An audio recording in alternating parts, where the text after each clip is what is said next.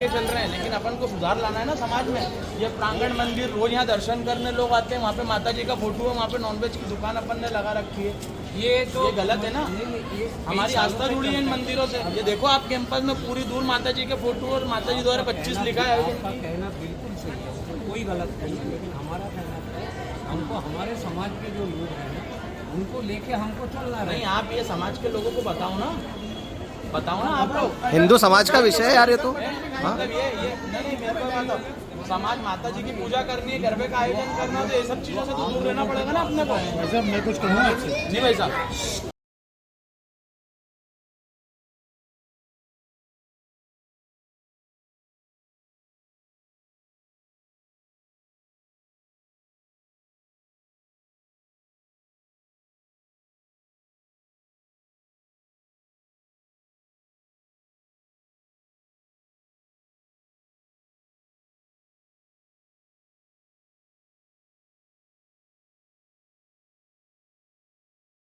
तो इस प्रस्तुति के शुरुआत में ही मैंने देखा कि इंदौर में बंगाली क्लब, जो कि एक बहुत पुराना संगठन है हिंदू बंगालियों का इंदौर में, वहां पर बजरंग दल के कुछ कार्यकर्ता पहुंच गए और उन्होंने आपत्ति जताया कि पंडाल में दुर्गा प्रतिमाओं और चित्रों के पास ही पशु बलि का प्रावधान किया गया है और वहां पर मीट, चिकन, मटन, अंडा का भोग चढ़ाया जा रहा है, उसका प्रसाद भी खा रहे हैं और बहुत सारे छोटे छोटे खाने के दुकान लगे हुए जहां पर चिकन, मटन, अंडे का तरह तरह के व्यंजन पक रहे हैं, लोग खा रहे हैं पैसे देकर।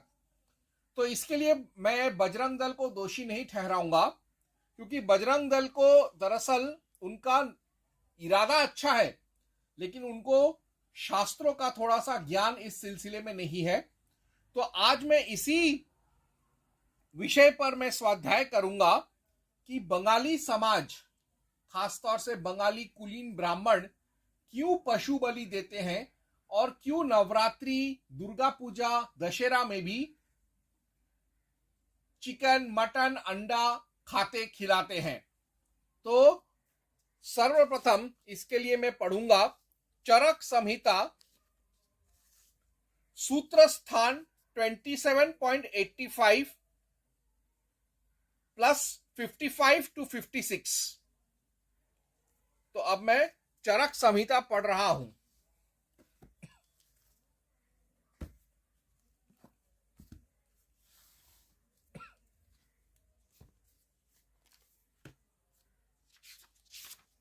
चरक संहिता सूत्र स्थान 27.85 प्लस 55 to 56।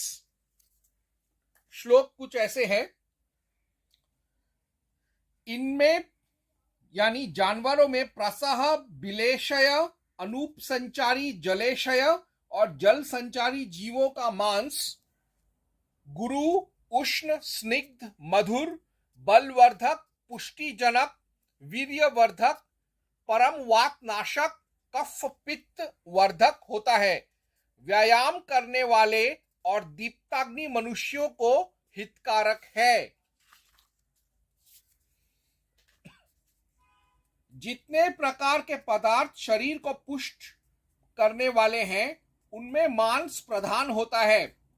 इस प्रकार यह मांस वर्ग नामक तीसरा वर्ग कथन किया गया।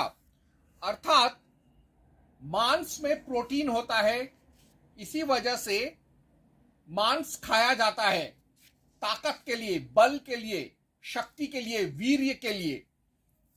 और दुर्गा साधना, दुर्गा पूजा भी शक्ति साधना ही है, ना सिर्फ मानसिक शक्ति बल्कि शारीरिक शक्ति भी। इसीलिए बंगाली लोग शक्ति साधना में मानसिक और आत्मिक शक्ति के साथ साथ शारीरिक शक्ति के लिए, संपूर्ण शक्ति पूजा के लिए शक्तिवर्धक मांस का भोग लगाते हैं और प्रसाद खाते हैं। यह हो गया वैज्ञानिक या चिकित्सक बात। शास्त्रों में कर्मकांडीय कोई प्रावधान है क्या पशु बलि और चिकन मटन अंडा खाने का नवरात्रि में, वो देखते हैं। तो उसके लिए मैं पढ़ूंगा देवी महापुराण 3.26.32, जिसमें लिखा है बलि एंड नॉनवेज भोग प्रसाद only for warriors not others. Devi Mahapurana संकलन और लिखा है परम वैष्णव गुरु ऋषि महर्षि वेदव्यास द्वैपायना कृष्ण ने, यानी वेदव्यास देव ने। तो जब व्यास खुद एक वैष्णव होकर खुद लिखता है कि भले ही वैष्णव ना करे, परंतु जो शक्ति की पूजा करते हैं, देवी आराधना करते हैं, उनमें से भी जो क्षत्रिय हैं उनको बलि देना चाहिए और भोग में नॉनवेज भी खाना चाहिए। ये चीज स्वयं परम वेजिटेरियन, परम शाकाहारी, परम वैष्णव व्यास ने खुद लिखा है। अब क्या यह सच है या मेरा झूठ है, यह अभी दूध का दूध पानी का पानी हो जाएगा जब मैं देवी महापुराण पढ़ूंगा। तो मैं पढ़ रहा हूं देवी महापुराण 3.26.32। और जो मांसाशी हैं उनको इसी अवसर में पशु हिंसन करना चाहिए, अन्यत्र नहीं। महिष, बकरे, वराह इनका बलिदान विशेष है। यह मांस की विधि क्षत्रिय के निमित्त ही है, अन्यत्रों को नहीं। जैसा शारदा में लिखा है ब्राह्मणों नियतः शुद्धः सात्विकं बलि माहरेत। कालिका पुराण में कहा है सिंह व्याघ्रादिकं दत्वा चात्मवध्यमाप्नुयात् मध्यं दत्वा ब्राह्मणस्तु ब्राह्मण्यादेव ह्यते अवश्यं विहितो यत्र बलिस्त्र द्विजः पुनः पिष्टेनापि घृतेनापि निर्मितं तु समर्पयेत इति। अर्थात ब्राह्मण सात्विक को सत्वगुणी बलि देनी काली पुराण में कहा है। सिंह व्याघ्रादि देने से आत्मवध को प्राप्त होता है, मद्य देने से ब्रह्मत्व से हीन होता है। जहां अवश्य ही विधान है वहां पिष्ट का पशु बनाए बलि देनी अथवा घृत की आहुति देनी है। शराब की बलि मत दो, जंगली जानवरों की बलि मत दो। कहीं कहीं पर किसी फल फूल या शाकाहारी चीजों से बलि दे दो, नहीं तो क्षत्रियों को बलि देना और उसका प्रसाद खाना अनिवार्य है और ब्राह्मण भी ऐसा कर सकते हैं। तो ये हो गया एक चीज। अब सवाल ये आता है but why offer meat blood? हम देवी को रक्त, मज्जा, मांस, हड्डी, चिकन, मटन, अंडा क्यों देते हैं? इसका उत्तर भी व्यास ने देवी पुराण में दिया है। Devi Mahapurana 5.28.49 Kalika loves to devour her enemies. अर्थात काली जो है वो अपने शत्रुओं को खा जाती है चीर फाड़ कर, इसीलिए उसकी तृप्ति के लिए बलि देते हैं। तो अब मैं पढ़ रहा हूं देवी महापुराण 5.28.49। तब कालिका देवी किसी को शूलाघात से, किसी को शक्ति प्रहार से और किसी को गदाघात से विदीर्ण करके उनको भक्षण करती हुई रणस्थल में विचरने लगी। और तो और देवी महापुराण 5.29.22 to 25, 29 to 30 में लिखा है काली एट रक्त बीज and drank all his blood. किस तरीके से काली ने रक्त बीज का संहार किया यह तो पूरे हिंदू समाज को पता है। मैं पढ़ रहा हूं देवी महापुराण 5.29.22 to 25, 29 to 30, जहां पर काली को मांस, रक्त बीज का मांस और रक्त पीते हुए दिखाया गया है। और इसी चीज को याद करते हुए हम पशु बलि देते हैं काली को और दुर्गा को। व्यास जी बोले, हे महाराज, देवता जब इस प्रकार भय से उद्विग्न हो चिंता करने लगे तब अंबिका देवी ने कमल नयना काली से कहा, हे चामुंडे, तुम शीघ्र मुख फैलाओ। मैं जब अस्त्र से रक्त बीज पर प्रहार करूं, तब उससे जैसे ही रक्त की बूंदें निकले, तुम तत्काल उनको पान करो। मैं तीक्ष्ण बाण, गदा शक्ति और मूषल के प्रहार से रक्तोत्पन्न दानवों को अभी हनन करूंगी। तुम उन दानवों को इच्छानुसार भक्षण करके इस रण स्थल में विचरण करती रहो। हे विशाल लोचने, अधिक और क्या कहूं। तुम उसके रुधिर की धारा इस प्रकार पीना कि एक बूंद मात्र भी पृथ्वी में ना गिरे। ऐसा होने से ही इस दानव को भक्षित होने पर फिर अपर दानव उत्पन्न नहीं हो सकेंगे। अतएव इस प्रकार ही यह अवश्य नाश को प्राप्त होगा। इसके अन्यथा होने से यह कभी नहीं मरेगा।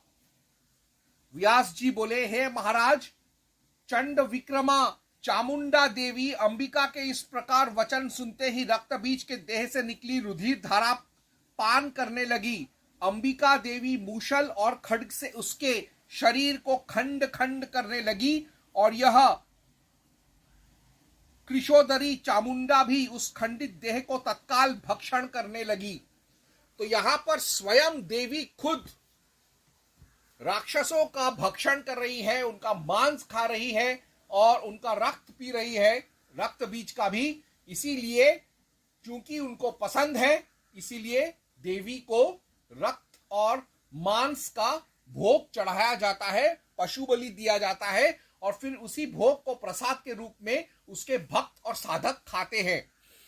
अब एक और चीज ध्यान रखना चाहिए, वो ये कि वराह महापुराण 118.12-13 में लिखा है, meat is offered to Varaha, यानी भगवान विष्णु जो कि एक राजसिक देवता है, उनका कभी भी कोई बलि वली नहीं चढ़ाया जाता उनके पूजा में। लेकिन उसी राजसिक विष्णु का एक तामसिक अवतार भी है वराह, और उस वराह को बलि चढ़ाया जाता है। हमने वो फिल्म देखा कांतारा, जिसमें वराह रूपम का मंत्र पढ़ रहे हैं लोग। उसी वराह को बलि दिया जाता है क्योंकि वह एक तामसिक देवता है और तामसिक देवताओं के तामसिक पूजा में बलि अनिवार्य है, नॉनवेज कंपलसरी है। तो मैं पढ़ रहा हूं वराह महापुराण 118.12-13। मेरे भोग में मृग, उत्तम बकरा, खरगोश आदि के मांस का प्रयोग होना चाहिए, अतः इन्हें अवश्य देना चाहिए क्योंकि ये मुझे प्रिय हैं। इस प्रकार वेदों के पारगामी ब्राह्मणों द्वारा किए जाने वाले यज्ञों में प्रयुक्त पशुओं और बकरे के मांस में मेरा भाग होता है, परंतु भैंस के दूध, दही, घृत आदि मेरे लिए वर्जित जानना चाहिए। तो यहां पर साफ साफ लिखा है कि तामसिक देवता के लिए तामसिक पूजा में बलि देते हैं, बलि देना जरूरी है, उसके बगैर पूजा नहीं होगा। तो चूंकि तामसिक पूजा में जब बलि कंपलसरी है, नॉनवेज मैंडेटरी है, तो स्वाभाविक सा बात है कि तांत्रिक पूजा में, देवी के तांत्रिक पूजा में नॉनवेज तो होगा ही। एनिमल स्लॉटर इंटेग्रल टू तामसिक पूजा, देयरफॉर इन तांत्रिक रिचुअल्स नॉनवेज कंपलसरी। इसके लिए मैं पढ़ूंगा कुलार्णव तंत्र 5.46-52।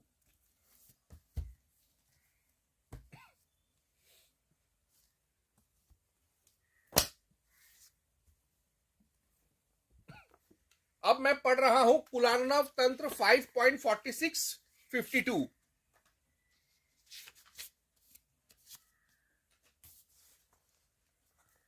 शास्त्र तो यहां तक कहते हैं कि बिना किसी कारण के सामान्य ढंग से उगे हुए तृण को भी तोड़ना अनुचित है।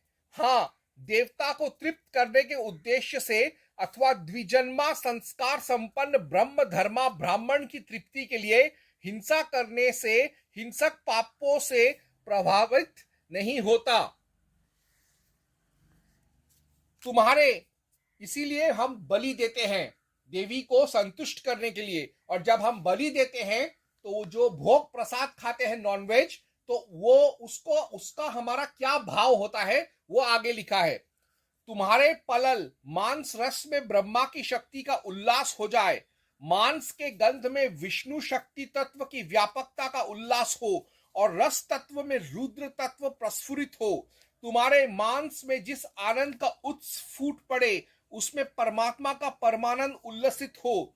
इतनी प्रार्थना के बाद बलि पशु के शरीर का वह खंडित अंश भौतिक पिंड का भाग न रहकर आध्यात्मिक दिव्यता का अधिष्ठान हो जाता है। इसको प्रसाद रूप से स्वीकार करना कौलिकों के लिए अनिवार्यतः आवश्यक हो जाता है, सेव्य हो जाता है। तो इसी से प्रमाणित हो गया कि जो बंगाली और बंगाली ब्राह्मण, बंगाली वनवासी जो बलि देते हैं और फिर नॉनवेज मीट, चिकन, मटन, मछली, अंडा खाते हैं, वो बिल्कुल शास्त्र सम्मत है। अब बंगाल के ब्राह्मण और बंगाल के हिंदू जो हैं वो मनुवादी हैं। वो मनुस्मृति, मनुवाद का दाएं भाग शाखा को बहुत मानते हैं, इसीलिए बंगाली हिंदू मनुवादी होते हैं। तो Manu has licensed us to give animal sacrifices and eat non veg. अब मनुस्मृति में कुछ श्लोक है, जैसे मनु 4.27, मनु 5.22, 23, 27, 32, 41, जिसमें हिंदुओं को और ब्राह्मणों और क्षत्रियों को खासकर पशु बलि देकर नॉनवेज खाने का हुक्म दिया है। अब कुछ लोग कहेंगे, आर्य समाजी कहेंगे कि यह प्रक्षिप्त श्लोक है। तो मेरे पास इस वक्त तो प्रमाण के हिसाब से नहीं है, लेकिन कुछ नारद स्मृति के पांडुलिपियों में खास तरीके से लिखा है कि पुष्यमित्र शुंग ने 100 बिफोर क्राइस्ट में इन नॉनवेज श्लोकों को मनुस्मृति में घुसेड़ दिया था, ताकि ब्राह्मणों वनवासियों में भी क्षत्रिय भाव जाग जाए, ताकि जब सारे क्षत्रिय उस समय बौद्ध और जैन बन गए थे, कुछ यवनों के नौकर बन गए थे, उस समय भारत और हिंदू धर्म की रक्षा का सारा जिम्मेदारी वनवासियों और ब्राह्मणों पर आ गया था। इसलिए उनके अंदर क्षत्रिय भाव जगाने के लिए, उनके अंदर पशु भाव जगाने के लिए, उनके अंदर लड़ने मरने का जज्बा जगाने के लिए पुष्यमित्र शुंग ने यह नॉनवेज के श्लोक मनु में डाल दिए थे। लेकिन जो भी है, आज हमारे अगर उसने ऐसा किया भी है, उसने कुछ गलत नहीं किया। और दूसरे तो शास्त्रीय प्रमाण है ही हमारे पास, जिसके आधार पर हिंदुओं, बंगालियों, ब्राह्मणों का नॉनवेज खाना साबित होता है। तो अगर पुष्यमित्र ने भी उसी परंपरा के हिसाब से मनु में इन श्लोकों को डाला तो कुछ गलत नहीं किया। तो आज हमारे पास जो मनुस्मृति है उसमें चाहे वो मनु ने ही पहले लिखा हो या पुष्यमित्र शुंग ने और उसके मंत्री सुमन भार्गव ने इन श्लोकों को अंदर घुसेड़ा हो बाद में 100 बिफोर क्राइस्ट में, हर हालत में कैसे भी मनुस्मृति में आज तो है चिकन मटन खाना, इसलिए हम लोग खाते हैं। तो मैं पढ़ रहा हूं मनु 4.27, 5.22 to 23, 27, 32, 41। मैं एक एक करके पढ़ रहा हूं।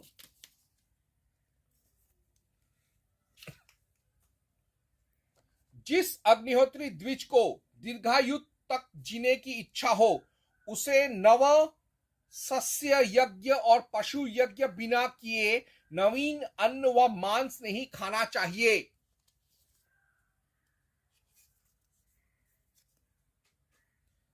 ब्राह्मणों को यज्ञ के लिए और स्त्री सेवक आदि के पालन के लिए शास्त्रोक्त मृग पक्षी मारने चाहिए, क्योंकि पहले अगस्त्य जी ने ऐसा ही किया था। पहले ऋषियों के यज्ञों में और ब्राह्मण क्षत्रियों के यज्ञों में खाने के योग्य मृग और पक्षियों के पुरोडाश हुए थे।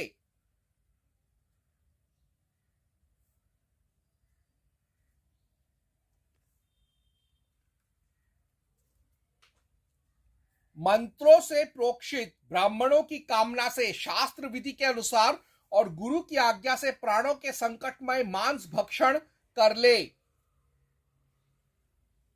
मोल लेकर या आप ही उत्पन्न करे या किसी ने भेंट दिया हो ऐसा मांस देवता तथा पितरों को समर्पण करके जो मनुष्य खाता है वह दोष का भागी नहीं होता।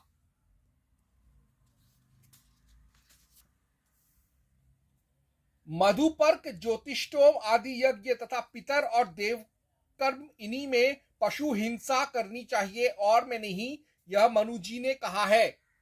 यानी धार्मिक अनुष्ठान में पशु बलि देना और non veg, meat, chicken, mutton, fish, अंडा का बलि देना, भोग लगाना, प्रसाद खाना, यह बिल्कुल हिंदू धर्म में है।